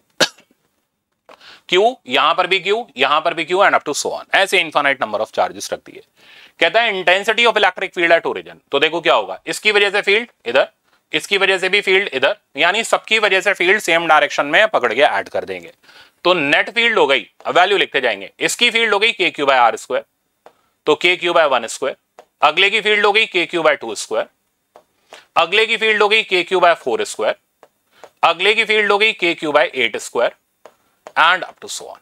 अब रेशियो चेक करो, ये अपॉन ये करोगे तो रेशियो आ जाएगा 1/4, ये अपॉन ये करोगे तो भी रेशियो आ जाएगा 1/4, ये अपॉन ये करोगे तो भी रेशियो आ जाएगा 1/4। यानी यहां पर रेशियो हर टर्म का सेम है और उस रेशियो का वैल्यू है 1/4 और फर्स्ट टर्म है के क्यू, ठीक है ना, ये तो 1 ही हो गया। तो ऐसी इनफाइनाइट जीपी का सम होगा, ऊपर जो फॉर्मूला लिखा हुआ है ए यानी K Q divide A upon 1 minus R, 1 minus R हम करेंगे तो ये रिजल्ट हमें मिल जाएगा 1 माइनस 1/4। तो ए अपॉन 1 माइनस आर के हिसाब से हमने इसे सॉल्व किया तो ये आ गया 4 के क्यू डिवाइडेड बाय 3, के की वैल्यू डाल दो 1/4 पाई एप्सिलॉन नॉट, तो Q upon 3 pi epsilon not, ये हमें इस फोर्स का मैग्नीट्यूड, फील्ड का मैग्नीट्यूड मिल रहा है ओरिजिन पर। हो गई क्लियर इनफाइनाइट जीपी? तो मुश्किल नहीं है, बस लास्ट मोमेंट में ऐसे ही रिवीजन करते जाना आपने। तो राइट आंसर हो गया हमारा फर्स्ट वाला। नेक्स्ट पर चलते हैं, रिंग। अब रिंग के अंदर क्या है ना, रिंग के अंदर मैंने आपके लिए कुछ एक ट्रिक का पार्ट भी रखा, हर लेक्चर में यही है, देखो बेसिक कंसेप्ट है, कंसेप्ट ओरिएंटेड प्रॉब्लम है, ट्रिक्स है, ठीक है ना, तभी मिल करके हम परफेक्ट होंगे। तो हमें एक रिंग दे रखी है, आ जाओ इसकी फील्ड रिवाइज करते हैं। एक्स डिस्टेंस पर इसकी वजह से जो फील्ड होती है उसका formula K Q X by R square plus X square की पावर 3/2। रिंग की वजह से r बाय √2 डिस्टेंस जो आप देख रहे हो इस जगह पर फील्ड मैक्सिमम होती है। तो कोई भी चीज अगर मैक्सिमम होती है तो उसका डिफरेंशिएशन वहां पर 0 होता है। तो अगर वो बोले r बाय √2 पर रिंग की फील्ड का d/dx बता दो, ये नहीं कि घर से खाली हो तो d/dx करते हैं, नहीं, दिमाग लगाओ, कोई भी चीज मैक्सिमम होगी तो d/dx यहां डिफरेंशिएशन उसका 0 होगा, तो आंसर उसका 0 मिलेगा। तो r बाय √2 पर इस फील्ड का डिफरेंशिएशन 0 होगा। जब हम x की जगह r बाय √2 पुट करेंगे तो इस फील्ड की मैक्सिमम वैल्यू आएगी 2/3√3 K Q bye R square. ये स्ट्रेट फॉरवर्ड है, कई बार एग्जाम में डायरेक्ट पूछ लेते हैं हमसे। एक और बात बताऊं, मान लो ये रिंग, ठीक है ना, अब इस रिंग पर क्यू चार्ज है और यहां पर एक स्मॉल क्यू चार्ज से रखा है। अब वो कहता है इस पे फोर्स बताओ, ठीक है ना, ये r रेडियस की रिंग है, इस पे लगने वाली मैक्सिमम फोर्स बताओ। तो मैक्सिमम फोर्स वहीं होगी जहां फील्ड मैक्सिमम होगी, यानी फट से आप इस डिस्टेंस को r बाय √2 मार्क करोगे और इस पे फोर्स लगाओगे और फोर्स का फॉर्मूला आप लिखोगे q टाइम्स e, क्योंकि e मैक्स है इसलिए फोर्स भी मैक्स होगा। अब अगर आपसे मैक्सिमम फोर्स की वैल्यू पूछे तो ये नहीं कि टाइम पास करो, q टाइम्स e मैक्स का वैल्यू डाल दो। e मैक्स हो गया रिंग की वजह से maximum field 2/3√3 K Q capital Q divided by R square. ये इस तरीके से आप मैक्सिमम फोर्स निकाल सकते हो, ठीक है ना। तो ये हो गया रिंग के एप्लीकेशन का प्रॉब्लम। नेक्स्ट देखते हैं। नेक्स्ट अब देखो हमारे पास आ गया एक पेटेंटेड सवाल, ये एससी वर्मा का सवाल है, बट आपके लेवल में बहुत घूमता है, बहुत टेस्ट के अंदर आया हुआ है, मैंने भी पहले पढ़ाया हुआ है, फिर से पढ़ा रहा हूं, ठीक है ना। तो हमें दो एक जैसे चार्जेस दे रखे हैं, शब्द गौर करना, एक जैसे होने चाहिए। अब ट्रिक बताऊंगा वो यहां पर लगेगी। कहता बताओ इस पे लगने वाली फोर्स मैक्सिमम कब होगी। अब सर ये तो रिंग के जस्ट बाद आप करा रहे हो। तो देखो जब दाएं और बाएं के चार्जेस सेम हो तो ऐसे में ट्रिक ये कहती है कि आप इनको एनक्लोज करती हुई एक रिंग बना लो, सही है। तो ये जुगाड़ सिर्फ तब तक है जब तक दोनों तरफ के चार्जेस सेम मैग्नीट्यूड के हैं। अब आप चार्ज ऑन रिंग लिख लो, तो चार्ज ऑन रिंग हो गया इन दोनों चार्जेस का सम विच इज 2q। आप रेडियस ऑफ रिंग लिख लो, रेडियस ऑफ रिंग हो गया स्मॉल r, ठीक है ना।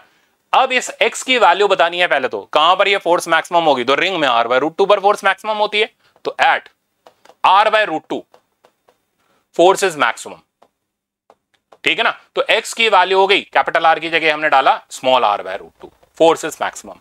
अब मान लो वो अड़ गया, नहीं मैक्सिमम फोर्स ही बताओ, बिल्कुल बता दो। तो F max की वैल्यू हो गई Q0 इंटू ई, और ये कहां की तरफ लगेगी, अंदर की तरफ, क्योंकि चार्ज कैसा है नेगेटिव है तो अट्रैक्ट करेगा, अंदर आ जाएगी। तो Q0 इंटू ई का वैल्यू आ जाएगा 2/3√3, ठीक है ना। यहां संभाल के पुट करना है कि Q ring divided by R ring का होल स्क्वायर। तो जैसा डेटा है वैसा पुट करेंगे। चार्ज ऑन रिंग कितना ले रखा है हमने, दे नहीं रखा, हमने ले रखा है 2q के बराबर, तो यहां 2q पुट करोगे, रेडियस ऑफ रिंग कितना है, r के बराबर है, यहां रेडियस ऑफ रिंग पुट करोगे, F max की वैल्यू आ जाएगी, सही है। तो खेल एक एक बड़ा इंटरेस्टिंग, बड़ा मजेदार है। अच्छा अब चलते हैं हम नेक्स्ट कंसेप्ट पर।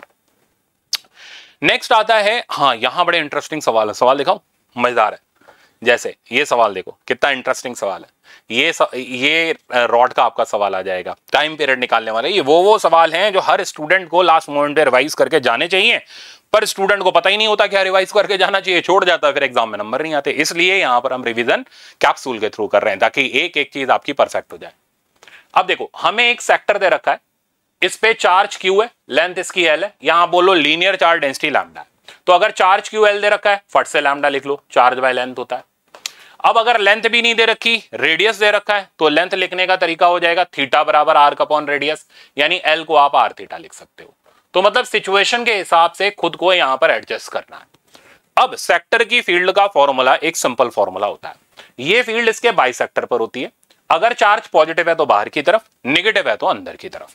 और इस फील्ड का फॉर्मूला होता है 2k लैम्डा बाय r, ये डायरेक्ट याद रखना होता है, 2k लैम्डा बाय r, ठीक है ना, इन terms of lambda, in terms of r है साइन थीटा बाय 2, जहां थीटा हो गया angle subtended bye arc at the centre. अब मान लो आपको लैम्डा नहीं दे रखा, चार्ज और लेंथ दे रखी है, तो पटक दो इसको Q बाय L। रेडियस नहीं दे रखा तो L के टर्म में रेडियस पुट कर दो, यहां से उठा करके L बाय थीटा, आंसर अपने आप आपके पास आ जाएगा, ठीक है ना। ऐसे करके सवालों को किया जाता है। जैसे ये एग्जांपल देखो, हमें एक रॉड दे रखी है चार्ज Q और लेंथ L की, इसे हमने सेमी सर्कल में बेंड कर दिया। कहता है यहां फील्ड बताओ, क्या करोगे। पहले हैरान परेशान नहीं होना, पहले ऐसे करके फॉर्मूला लगा लो। तो यहां पर जो फील्ड का फॉर्मूला आएगा, ठीक है ना, बाइसेक्टर लाइन पर होगी, बाहर की तरफ होगी, 2k लैम्डा बाय r, पहले हम अपने रिजल्ट के टर्म में लिखेंगे, साइन थीटा बाय 2 करेंगे तो 180/2 विच इज 90 डिग्री, ठीक, ध्यान से सीखते जाना है। साइन 90 डिग्री हो गया 1, तो 2k lambda divided by r, ये हमारे पास फील्ड आ गई। अब क्या क्या नहीं दे रखा भाई, लैम्डा नहीं दे रखा, इसको रिप्लेस करो Q बाय L, तो 2k Q bye L। r नहीं दे रखा तो L की वैल्यू in terms of r, angle equals to r upon radius, यानी L की वैल्यू हो जाएगी थीटा इंटू r। थीटा को डिग्री में नहीं रेडियन में पुट करना है, पाई, तो L की वैल्यू हो गई पाई r, ठीक है ना। अब हमें किसकी वैल्यू चाहिए, हमें चाहिए r की वैल्यू, तो यहां से पुट कर दो L by pi, that's it, काम खत्म, सिंप्लीफाई करके। तो इस तरीके से करके रिजल्ट जैसे ओरिएंटेशन में दे रखा आप वैसे निकाल सकते हो, ठीक है ना। तो ये हो गया हमारा रिंग और सेक्टर का कंसेप्ट। नेक्स्ट अब कंसेप्ट ओरिएंटेड प्रॉब्लम अच्छा है, जबरदस्त है, ध्यान देना। हमें दो रिंग्स दे रखे हैं, एक एरा, नंबरिंग कर देते हैं, एक एरा, और साथ में ये रॉड भी दे रखी है, ठीक है ना, लैम्डा दे रखा है, रॉड भी दे रखी है। आपको रॉड तो बताई नहीं सर, सवाल दे दिया, ये तो गलत बात है, थोड़ी सी गलती तो चलती है, आगे बताऊंगा, अभी टेंशन मत लो। तो ये कह रहा है 2 सेमी सर्कुलर रिंग, इनका रेडियस r है, इसका रेडियस 2r है, ये इस तरीके से लाई कर रहे हैं, और हमें सेंटर पर यानी इस जगह पर C पर नेट फील्ड निकालनी है। क्या करेंगे, लैम्डा दे रखा है, r दे रखा है, यानी ज्यादा पंगे तो नहीं है। रॉड की कहानी देखो, ये जो रॉड होगी इसकी वजह से फील्ड आगे अभी आ ही जाएगा, फील्ड इसकी एक्सेस पर होगी, इधर की तरफ होगी, इस रॉड की फील्ड इधर की तरफ होगी, तो दोनों एक दूसरे को कैंसिल कर जाएंगे। तो इन रॉड जो आमने सामने, इनकी फील्ड एक दूसरे को कैंसिल आउट कर जाएंगी। तो बचे कौन? सर्कल बचे। अब इस सर्कल की फील्ड, छोटे वाले सर्कल की फील्ड बाइसेक्टर पर और बाहर की तरफ E1, बड़े वाले सर्कल की फील्ड बाइसेक्टर पर और बाहर की तरफ E2। पहले E1 का वैल्यू लिखा, फॉर्मूला वही 2k lambda by R sine theta by 2, sine theta हो गया हमारा 180, 180 बाय 2 करेंगे 90 यानी 1 आ जाएगा। तो E1 आ गया 2k lambda by are. E2 आ गया 2k लैम्डा, अब रेडियस देखो उसका कितना है 2r बाय 2r, यानी E2 छोटा है और E1 बड़ा है, जिसका रेडियस बड़ा है उसकी फील्ड छोटी है, तो नेट फील्ड आ गई। आप देख लो, मैंने तो जगह भी नहीं कंज्यूम करी, यहीं पे उड़ा के रख दिया सवाल। तो इसके प्रॉब्लम ऐसे ही होते हैं, देखने में डरावने, बट अगर आप उसको करने की कोशिश करोगे और आपके कंसेप्ट स्ट्रांग होंगे, एक दो लाइन में निपट जाएंगे। तो नेट फील्ड हो गई E1 माइनस E2, और इसका वैल्यू आ गया हमारा, इसमें से इसको सब्ट्रैक्ट करेंगे तो 2k लैम्डा बाय 2r, 2 उड़ा दो तो यहां पर रिजल्ट आ गया k लैम्डा बाय 2r, यानी lambda by 4 pi epsilon not r। तो किस में हमें दे रखा है? डी वाले में दे रखा है। राइट आंसर हमारा डी हो गया। सिंपल, ठीक है ना। चलते हैं आगे। इनफाइनाइट रॉड आ गई ना, रॉड में का पेशेंस रखो, सब चीज मिलेगी। तो इनफाइनाइट लेंथ की रॉड है, सेमी इनफाइनाइट भी आ गया, ठीक है ना। तो इनफाइनाइट लेंथ की जो रॉड होती है, इसकी जो फील्ड होती है, फील्ड का डायरेक्शन बताओ। तो ये फील्ड इस तरीके से, इस तरीके को बोलते हैं सिलेंड्रिकली रेडियल, ऐसे करके होती है, ये डायरेक्शंस कहलाती हैं सिलेंड्रिकली रेडियल। तो इनफाइनाइट लेंथ की रॉड की फील्ड सिलेंड्रिकली रेडियल होती है, और r डिस्टेंस पर इसका magnitude 2k lambda by r। आपको बड़ा सिंपल है, ये तो सेमी सर्कल वाला ही रिजल्ट है, तो वैसा ही है, ठीक है ना। तो इनफाइनाइट लेंथ की रॉड की field 2k lambda by r होती है। ये रिजल्ट्स डायरेक्ट ध्यान रखने, एग्जाम में डिराइव नहीं करने होते, ठीक है ना। तो 2k lambda by r graph बनाना है, बिल्कुल बना लो। तो E वर्सेस R का जो आप ग्राफ बनाएंगे वो डिक्रीजिंग ग्राफ बनेगा, रेक्टेंगुलर हाइपरबोला बनेगा इस तरीके से। तो ये हो गया इनफाइनाइट लेंथ की रॉड की फील्ड। इसमें आता है एक बहुत अल्टीमेट प्रॉब्लम, देखो ये रहा आपके सामने। ये कह रहा है इनफाइनाइट लेंथ की रॉड है, लीनियर चार्ज डेंसिटी इसकी लैम्डा दिख रही है, डरना नहीं है, कंसेप्ट लगाने, ठीक है ना। माइनस क्यू का चार्ज है जो सर्कुलर पाथ में घूम रहा है। कहता है इसका टाइम पीरियड बता दो। ओके सर, ये तो खतरनाक है, ठीक है ना, कहीं रो देंगे, ये तो बहुत हाई है, बहुत हाई है, ठीक है ना, बहुत हार्ड है, रोना शुरू कर देंगे। नहीं है, कंसेप्ट आपके वीक है, ठीक है ना, कंसेप्ट स्ट्रॉन्ग करो। सर्कल का क्या कंसेप्ट है? कोई भी चीज सर्कुलर पाथ में घूम रही है, यूनिफॉर्म सर्कुलर मोशन है, कांस्टेंट स्पीड से घूम रही है, सेंट्रीपिटल फोर्स होगी mv²/r के बराबर। इतना सिंपल तो है। तो रॉड की फील्ड बाहर की तरफ हो गई, फोर्स अंदर की तरफ हो गई, QE की फोर्स हो गई, सेंटर की तरफ हो गई तो सेंट्रीपिटल के बराबर होगी। पुट कर दो तो QE का वैल्यू, डरने की जरूरत नहीं है, mv²/r के बराबर हो गया, ठीक है। यहां से स्पीड आ गई, तो स्पीड हो गई √of QER बाय m। आपको हो गई E का वैल्यू नहीं डाला, अरे डाल देंगे बाद में यार, ठीक है ना। तो E का वैल्यू कितना हो गया 2k lambda by r। Put कर देंगे मौका देख के। अब हमें क्या निकालना है? Time period. तो टाइम हो गया distance covered divided by speed, ये तो सिंपल टाइम है। तो टाइम पीरियड का फॉर्मूला हो गया 2πr बाय v की वैल्यू डाल देते हैं, तो 2πr और v की वैल्यू डालते ही ये उल्टा हो जाएगा, m/QER। E की वैल्यू भी डाल देते हैं, 2k lambda by r times r, ये r उड़ गया। तो टाइम पीरियड आ गया हमारे पास 2πr √m by 2k lambda Q. हो गया खेल खत्म, क्या ही था इसके अंदर। तो 2πr √m by 2k lambda Q के हिसाब से अगर मैं देखूं, ये तो नहीं है, ये भी नहीं है ये भी नहीं है, राइट आंसर हमारा ए वाला। सिंपल है।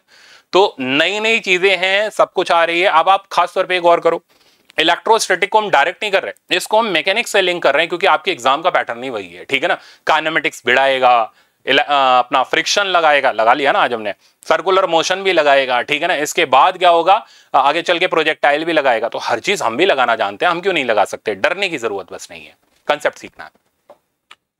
नेक्स्ट ये इस टाइप का प्रॉब्लम बहुत इंपॉर्टेंट, मैं कहा था ना इक्विलिब्रियम का आएगा, तो देखो आ गया, ठीक है ना। अब जो डरेगा वो मरेगा, जो सीखेगा वही एग्जाम में करके आएगा। An electron is placed just in the middle between two long fixed charges of linear charge density lambda। दो रॉड है, लैम्डा लीनियर चार्ज डेंसिटी की है, माइनस चार्ज यहां पर है। अब इस रॉड का नाम 1 कर देते हैं, इसका नाम 2 कर देते हैं। इसने इस पे फोर्स इधर लगाई, कितनी? E times E। E का value 2k lambda by r, ये हो गई F1। 2 वाले ने इधर की तरफ फोर्स लगाई F2, कितनी? Q इंटू E, तो E into 2k lambda by r। तो चेक करो, तो F1 इधर लग रहा है, F2 इधर लग रहा है, दोनों के ही मैग्नीट्यूड आपस में बराबर है, इसलिए इस जगह पर लगने वाला नेट फोर्स 0 है, यानी ये चार्ज हमारा इक्विलिब्रियम में, ठीक है ना। ऑप्शंस देखते हैं। ये कह रहा था equilibrium of electron will be stable या अनस्टेबल। अब ये पहचानना पड़ेगा, मजेदार है। तो स्टेबल कब होगा? जब लौट के आ जाए, जब भाग जाएगा तो अनस्टेबल, जब नेट फोर्स 0 ही बनी रहेगी तो न्यूट्रल। ये इसकी पहचान हो गई। तो पढ़ो, stable along x direction, verify करना पड़ेगा। तो अब अगर मैं इसको डिस्प्लेस कराएंगे, ये डिस्प्लेस आपको कराना पड़ेगा, एग्जामिनर कुछ नहीं करेगा आपके लिए, मैं भी वहां पे नहीं हूं, मैं भी कुछ नहीं कर पाऊंगा, मैं अभी सिखा सकता हूं, तो सीख लो। तो इसको हमने डिस्प्लेस कराया, अब थोड़ी सी इतनी सी बुद्धि, तो इधर की तरफ डिस्प्लेस कराते ही ये डिस्टेंस कम हो गया, डिस्टेंस कम हो गया तो F2 बढ़ गया, यानी इसको पकड़ के अपनी तरफ खींच लेगा, तो ये वापस लौट के नहीं जाएगा। तो जब ये वापस लौट के नहीं जाएगा तो इक्विलिब्रियम हो जाएगा अनस्टेबल। क्या कह रहा है? Equilibrium will be unstable along x direction. सही है, ठीक है ना। आगे बढ़ते हैं, मोर देन वन चॉइस वाला रखा है मैंने। Equilibrium of the electron will be stable along Y direction. अब वाई की तरफ ले जाते हैं, तो देखो वाई की तरफ इधर, अगर इधर की तरफ हम मूव कराएं तो ये दोनों के जो डिस्टेंसेस हैं वो चेंज नहीं होंगे, यानी नेट फोर्स परमानेंट 0 बनी रहेगी। तो वाई पर मूव कराने पर नेट फोर्स F1 F2 हमेशा कैंसिल करते रहेंगे, क्योंकि ना F1 का डिस्टेंस बढ़ा ना F2 का डिस्टेंस बढ़ा घटा, तो नेट फोर्स हमेशा 0 बनी रहेगी, यानी वाई के अलोंग का इक्विलिब्रियम जो होगा वो स्टेबल भी नहीं होगा, अनस्टेबल भी नहीं होगा, न्यूट्रल होगा। तो ये कह रहा है स्टेबल, स्टेटमेंट गलत। आगे, the equilibrium of the electron will be neutral along Y direction, statement correct. मिल गया ना, देखो सब चीज है इसके अंदर। Equilibrium of electron will be stable along z direction. अब ये थोड़ा सा पंगा है, आ जाओ देखें। x करा लिया, y करा लिया, z ये रहा, खींचो, ऐसे करके आपने खींचा, ये रहा चार्ज, ठीक है ना, नेगेटिव चार्ज, ये रॉड इसको इधर खींचेगी, ये रॉड इसको इधर खींचेगी, नेट फोर्स बीच में आ जाएगी। तो नेट फोर्स आ रही है टुवर्ड्स इक्विलिब्रियम। अगर नेट फोर्स टुवर्ड्स इक्विलिब्रियम आती है तो इक्विलिब्रियम का नेचर स्टेबल हो जाएगा, तो z की तरफ इक्विलिब्रियम का नेचर स्टेबल हो जाएगा। अब सोच रहे हो कि मैंने क्यों रखा ये प्रॉब्लम, एक स्टेबल करा था, ठीक है ना, एक अनस्टेबल करा था, एक न्यूट्रल करा था, तीनों को एक साथ ही करा दिया, हो गया काम, जल्दी भी हो गया, समझ भी आ गया, एक बढ़िया सवाल भी मिल गया, और क्या चाहिए। यही चीज करनी होती है। तो रिवीजन के टाइम पे हमें ये नहीं 10-10 घंटे बैठ के फिजिक्स पढ़ रहे हैं तो फिर रिवीजन छोड़ना है यार, वो तो फिर टाइम पास हो गया। तो रिवीजन ऐसा होना चाहिए जिसके अंदर आपने 1-1.5 घंटे के अंदर चीजें रिवाइज कर ली, प्रैक्टिस करी, इंप्रोवाइज करी, ठीक है ना, तब जाके एग्जाम में सक्सेस मिलेगी। नेक्स्ट, सेमी इनफाइनाइट रॉड, आज और रिवाइज करें। तो सेमी इनफाइनाइट रॉड कब बोलते हैं? जब एक तरफ से रॉड इन्फिनिटी की तरफ जा रही हो, तो यहां से इन्फिनिटी की तरफ जा रही है और पॉइंट इधर हो, तो सेमी इनफाइनाइट रॉड की वजह से जो फील्ड होती है, ठीक है ना, ये रॉड के पैरेलल भी होती है और परपेंडिकुलर भी होती है। डायरेक्शन ध्यान से सीखना, ये हो गई पैरेलल, क्योंकि ये चार्ज पॉजिटिव है तो नेट फील्ड ऐसे आएगी, ये हो गई पैरेलल, ये हो गई परपेंडिकुलर, ठीक है ना, तो ये हो गया ई पैरेलल, ये हो गया ई परपेंडिकुलर। तो सेमी इनफाइनाइट, अगर ये नेगेटिव होता तो नेट फील्ड अंदर आती, ये हो जाता पैरेलल, ये हो जाता परपेंडिकुलर। तो पहले नेट फील्ड देखो, फिर उसके कंपोनेंट से आप उसके डायरेक्शंस चेक करो। तो वापस से बताऊं, ये पॉजिटिव है तो नेट फील्ड बाहर की तरफ होगी, ऐसे, ठीक है ना, ऐसे करके, ये नहीं ऐसे कर दिया, ठीक है, तो नेट फील्ड ऐसे बाहर होगी, पैरेलल इधर आएगा, परपेंडिकुलर इधर आएगा। इनके मैग्नीट्यूड आपस में बराबर होते हैं, k lambda by r, k lambda by r। तो रिजल्टेंट निकालोगे तो 90 डिग्री पर बीच में 45 डिग्री पर बीच में आ जाएगा √2 k लैम्डा बाय r, ठीक है ना, तो सिंपल हो गया। तो यही चीज मैंने यहां पर आपके लिए लिख दी है। नेक्स्ट है field on the axis of rod. अभी आया था ना थोड़ी देर पहले, तो रॉड की एक्सिस पर जो फील्ड होती है, अगर चार्ज पॉजिटिव है तो एक्सिस पर बाहर की तरफ, नेगेटिव है तो अंदर की तरफ। इसे लिखने का तरीका पहले भी बताया हुआ, वापस बता रहा हूं। तो रॉड की वजह से जो फील्ड होती है उसका फॉर्मूला k लैम्डा 1 बाय पास का कॉर्नर माइनस 1 बाय दूर का कॉर्नर। ये हो गया हमारा पास का कॉर्नर, यहां से ये हो गया दूर का कॉर्नर। तो इनके डिस्टेंसेस लिखने हैं। पास के कॉर्नर का डिस्टेंस हो गया हमारा d और दूर के कॉर्नर का डिस्टेंस हो गया हमारा d+l। मान लो ये रॉड इनफाइनाइट लेंथ की चलती चली जाती तो दूर का कॉर्नर इनफाइनाइट हो जाता, आंसर हो जाता k लैम्डा बाय d, क्योंकि 1 बाय इनफाइनाइट 0 होता। अब आ गई हर तरीके की रॉड, इनफाइनाइट आ गई, सेमी इनफाइनाइट आ गई, रॉड की एक्सिस पर भी फील्ड आ गई।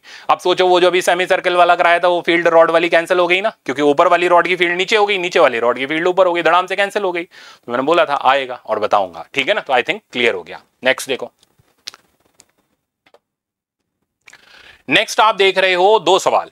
अब इन 2 सवालों को बच्चे ये देख के सोचेंगे सर मैग्नेटिज्म के हैं, ये तो रॉड की वजह से, अरे वहां मैग्नेटिक फील्ड निकलती है, यहां ये चार्ज रॉड हैं, इनकी वजह से हमें इलेक्ट्रिक फील्ड निकालने। आपको गजब है भाई, ठीक है ना, हर चीज मिलती चली जा रही है हमें कैप्सूल्स के अंदर, और क्या चाहिए।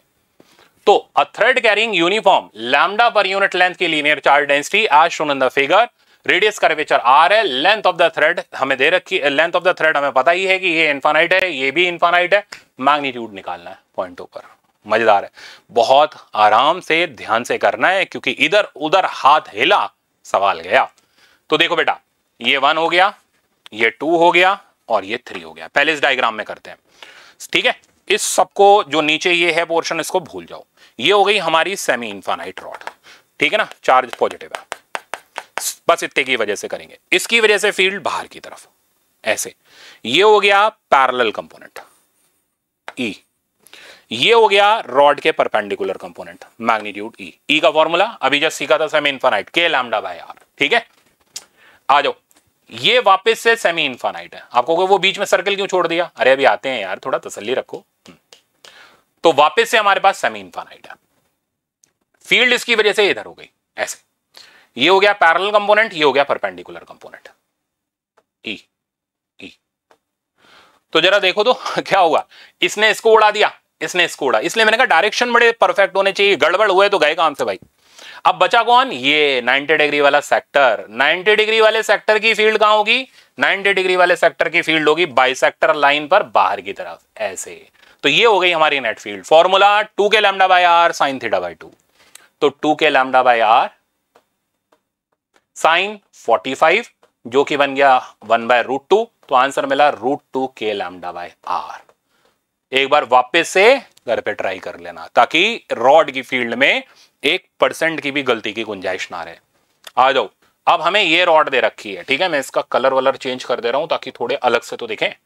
तो ये रही पॉजिटिव चार्ज, ये भी पॉजिटिव चार्ज है। पहले इसकी वजह से देखते हैं, नेट फील्ड इधर हो गई, ठीक है ना। ये हो गया हमारा पैरेलल, रॉड के पैरेलल। ये हो गया परपेंडिकुलर, सही है, ये बिल्कुल सही लिखने चाहिए।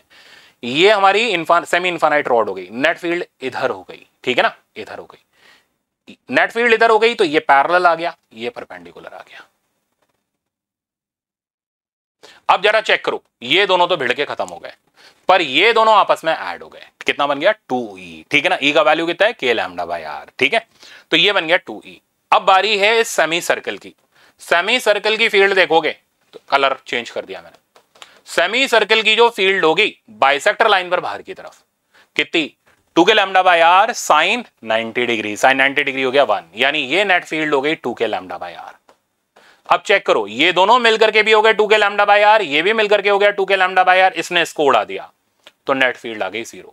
तो सारा खेल इन वायर में रॉड के डायग्राम में ही खत्म हो जाता है, अलग से कोई जगह कंज्यूम करने की जरूरत नहीं पड़ती। तो एग्जामिनर ने ऐसे दे रखा है, पेपर की शीट आपके पास है, उसी डायग्राम में कूद पड़ो। मैंने तो दोनों करा दिए, वो थोड़ा दोनों देने वाला है, तो कोई एक दे देगा बेचारा, उसके लिए इतना ही बहुत हो जाएगा, ठीक है ना। इसलिए मैंने कहा कहां से देगा और बचेगा तब तो देगा। तो सारी चीज आपकी रिवाइज हो जाएगी, आराम से आप नंबर ले आओगे। एक से बढ़कर के एक चीज रिवाइज हो रही है। नेक्स्ट पर चलते हैं, motion of charge particle in electric field. अब देखो, हम एक ग्रेविटी फ्री स्पेस ले रहे हैं, तो यहां आप देख रहे हैं ये एक ग्रेविटी फ्री स्पेस है, कोई mg वमजी यहां पर नहीं लग रहा, ग्रेविटी फ्री स्पेस। हमने एक चार्ज पार्टिकल को यहां पर रिलीज कर दिया, ठीक है ना, आप देख रहे हो। तो फट से आप क्या करेंगे, इलेक्ट्रिक फील्ड में रिलीज करते ही पहले इलेक्ट्रिक फोर्स लगाई। चार्ज अगर पॉजिटिव है तो फोर्स हमारी सेम डायरेक्शन में लगेगी, नेगेटिव है तो अपोजिट डायरेक्शन में। फट से फोर्स लगाई, F का मैग्नीट्यूड हो गया हमारा QE, E हमें दे रखा होगा, ठीक है ना।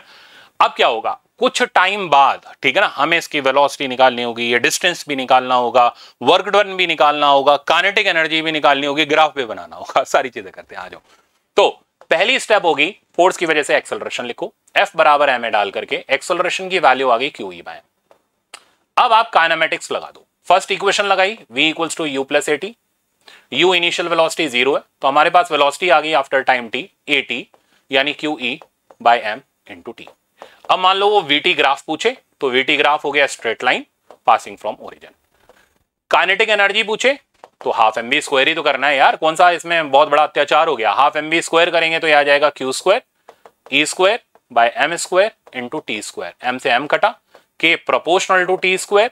तो काइनेटिक एनर्जी वर्सेस टाइम का जो ग्राफ बनेगा वो पैराबोला बनेगा, क्योंकि 1 की पावर 1 है, 1 की पावर 2 है, तो इस तरीके से पैराबोलिक ग्राफ आ जाएगा। ग्राफ की कहानी खत्म। अब मान लो हमें ये डिस्टेंस निकालना है, तो s बराबर ut plus half at square लगाया, ut वाला पार्ट 0 हो गया, तो s की वैल्यू यानी डिस्टेंस की वैल्यू हमारे पास आ गई half Q E by M into T square. तो x proportional to T square है, तो अगर एक्स टी ग्राफ पूछेगा तो अगेन पैराबोला रहेगा। चौथा, वर्क डन पूछे इलेक्ट्रिक फील्ड का, वर्क डन का फॉर्मूला आप अच्छे से जानते हो, एफ एस कॉस थीटा, जहां थीटा हो जाएगा फोर्स और डिस्प्लेसमेंट के बीच का एंगल। तो फोर्स और डिस्प्लेसमेंट दोनों सेम डायरेक्शन में, तो वर्क डन की वैल्यू हो जाएगी मैक्सिमम यानी एफ एस के बराबर। बस डेटा पुट कर दो, एफ हमारा क्यू ई हो गया, डिस्प्लेसमेंट हमने ये निकाल ही रखा है, half of Q E by M into T square. तो this is the work done by electric field. Simple है, कुछ नहीं है, काइनेमेटिक्स से रिलेशन हमने इसका बना लिया। अभी एग्जाम में इसको कर सकते हो, प्रॉब्लम है रुकना है, ठीक है ना। चलते हैं आगे। अब प्रोजेक्शन परपेंडिकुलर टू फील्ड, यहां क्या करना है, यहां स्टूडेंट डरता है, पहले उसको यही तो करना है, डरना है हमें, ठीक है ना।